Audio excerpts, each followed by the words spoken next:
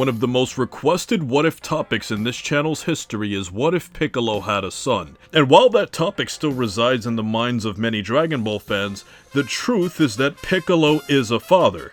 Not officially and not biologically, but after watching Dragon Ball Super Hero and the rest of the Dragon Ball series, no one can deny the paternal role that Piccolo has had, and this video will discuss Piccolo's path to becoming an actual father. Enter Gohan.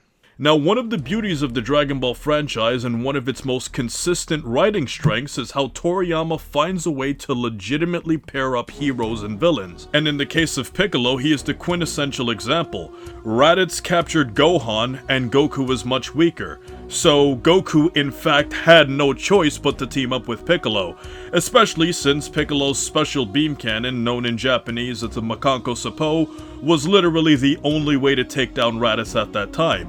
And with Goku being dead and two stronger Saiyans coming to Earth, Piccolo himself had no choice but to rely on the potential of an actual toddler for his own survival. And it is here where Piccolo's fatherhood began. Like many fathers, men raised their sons with much more tough love than their mothers. And even though Piccolo clearly didn't love Gohan at first, he was forced to actually take care of Gohan in ways that an actual parent would. Feeding Gohan whenever necessary, removing his tail for his own protection, and training him to fight like many fathers do. But at first, even though Piccolo essentially threw Gohan to the wolves, he kept a keen eye on him to make sure that he would survive, since he in fact needed him to be alive. So Piccolo's parenting was in fact brilliant. Like a parent, he knew what Gohan could do on his own, but also intervened when Gohan really needed him. And the anime's filler of Gohan's time alone before training with Piccolo directly does a great job of creating small-scale problems for Gohan to solve, while also showing his character development.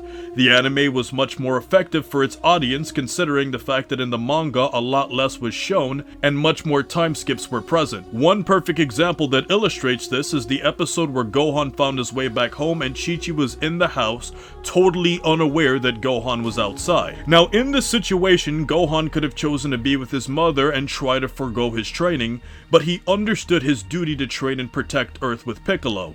This massive example of character development for Gohan is something we never saw in the manga, and while Gohan was still a child and clearly scared of what he was up against in the present and future, it was with Piccolo's influence that Gohan became mentally tougher. But over time, Piccolo's duty to train and protect Gohan to save himself slowly developed into Piccolo protecting Gohan to save Gohan. There were numerous examples against the Saiyans where Piccolo bailed Gohan out of trouble when he was in danger. These were the first examples of Piccolo going the extra mile to help Gohan, since he is putting himself in danger just to save him, showing true altruism with these parental actions. And this was ultimately capitalized later on when Piccolo eventually gave his entire life for Gohan, someone who, although may have had more potential than Piccolo, was still weaker than him. And since the Dragon Balls were linked to Piccolo, this also showed that he was willing to lose his life, along with possibly never giving our heroes the chance to use the Dragon Balls again, just for Gohan. So this ultimately proved that Piccolo could show true human-like emotions for the son of his mortal enemy. And while there are many fatherly examples we could use to demonstrate for Piccolo and Gohan, the one that really stands out is when we fast forward to the Cell games. To be specific, this is the moment when Goku is ironically throwing Gohan to the wolves against Cell. Cell is literally squeezing the life out of Gohan, and Piccolo is getting ready to go in and save him. It is there where Goku tells Piccolo to stop, and Piccolo tells Goku something about Gohan that Goku himself didn't know. That Gohan was a scared kid wondering why his father wouldn't help. That Gohan doesn't have the warrior heart of others, and that he really needed Goku in that moment. And while Gohan had all the potential in the world, he's still a kid and needs some intervention to get out of that situation. And while Goku was ultimately correct in the long run with the birth of Super Saiyan 2 Gohan, in that exact moment where Cell was squeezing him to death, Gohan needed his father. And the fact that Piccolo, who was much weaker than Goku, was willing to fight Cell, knowing he stood no chance against him, really goes to show you how much he truly cares about Gohan. And later on in the anime-only sequence where Earth's forces helped Gohan in the beam clash against Cell, it was Piccolo who rushed in first to help Gohan, and it's scenes like this that show the anime enhancing the manga itself. And from here on, there's so much more we can say. In Super's anime, Piccolo sacrificed himself for Gohan again to protect Gohan from Frieza's death beam, even though this never happened in the movie. In GT, Piccolo sacrificed himself for Gohan and the whole planet for the sake of the Black Star Dragon Ball threat, which Gohan reacted to very emotionally. And for future Gohan, there is one line said in English and Japanese where he explains that the deaths of Piccolo and Krillin helped push him into becoming a Super Saiyan. This clearly means a lot, since after Goku died, Piccolo and Krillin were the closest things to a dad that Gohan had, so losing them would be an insane breaking point. So we can clearly see what Gohan means to Piccolo and what Piccolo means to Gohan in Dragon Ball Z, Dragon Ball Super, and Dragon Ball GT. Enter Gotenks. Now Piccolo's bond with Goten and Trunks is clearly nowhere near as close as it is to Gohan, but for one arc, Goten and Trunks felt the wrath of how strict Piccolo was, and once again for good reason. Goku didn't feel like defeating Fat Buu when he had a chance at Super Saiyan 3, so he decided to put the fate of the entire world on the shoulders of two children. And in doing so, he wanted Piccolo to help them fuse while he went back to the afterlife.